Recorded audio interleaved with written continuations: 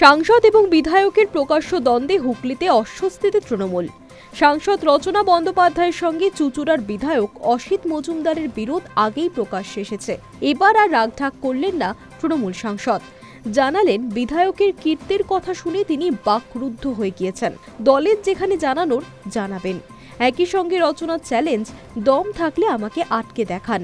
বিতর্কের সূত্রপাত চুঁচুড়ার বাণী মন্দির স্কুল থেকে। সাংসদ তহবিলের টাকায় সেখানে ছাত্রীদের জন্য একটি স্মার্ট ক্লাসরুম চালু করা হয়েছে। অভিযোগ, তা নিয়ে স্কুলে গিয়ে ঝামেলা করেছেন বিধায়ক অসিত মজুমদার। এমনকি স্কুলের শিক্ষিকাদের গালিগালাজ করার অভিযোগও উঠেছে তার বিরুদ্ধে। বৃহস্পতিবার ওই স্কুল পরিদর্শনে গিয়েছিলেন সাংসদ। তার কাছে বিধায়কের আচরণ নিয়ে ক্ষোভ উগরে দেন শিক্ষিকারা, আর তারপরই প্রকাশ্যে মুখ খুলেছেন দলের বিধায়কের বিরুদ্ধে। অভিযোগ, সাংসদ তহবিলের টাকায় স্কুলে কেন স্মার্ট ক্লাসরুম তৈরি করা হয়েছে, কার অনুমতিতে হয়েছে জানতে চান বিধায়ক। স্কুলে গিয়ে এই বিষয়ে শিক্ষিকাদের প্রশ্ন করেন। অভিযোগ, শিক্ষিকাদের অশ্রাব্য ভাষায় গালিগালাজও করেন।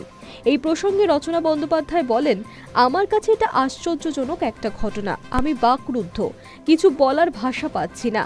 চুঁচুড়ার মতো একটা সদর এলাকা, এত ছাত্রী এখানে পড়াশুনো করে, এত ঐতিহ্য এই স্কুলের, সেখানে ছাত্রীদের একটি স্মার্ট ক্লাসরুমের প্রয়োজন ছিল, যাতে তারা নিজেদের আরও সমৃদ্ধ করে তুলতে পারে। আরও অনেক স্কুল আমার কাছে এটা চেয়েছে। অনেক জায়গায় আমি কথা দিয়েছি, এই স্কুলটিও সেই তালিকায় ছিল। কিন্তু আমি অবাক হয়ে গেলাম এটা শুনেই যে তৃণমূল বিধায়ক এখানে এসে শিক্ষিকাদের অশ্রাব্য ভাষায় গালিগালাজ করেছেন।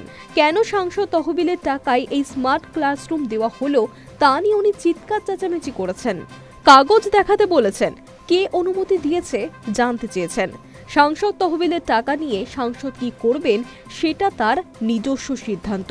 এ ব্যাপারে কেউ কিছু বলতে পারে না। স্কুলের শিক্ষিকারা পরম শ্রদ্ধেয়, কিন্তু তাদের সামনে এসে চিৎকার চেঁচামেচি করা উচিত নয়। উনি ভদ্রভাবেও জিজ্ঞেস করতে পারতেন। তার কথায়, আগামী দিনেও আমি স্মার্ট ক্লাসরুম করব, স্কুলের পাশে থাকব, মানুষের পাশে থাকব।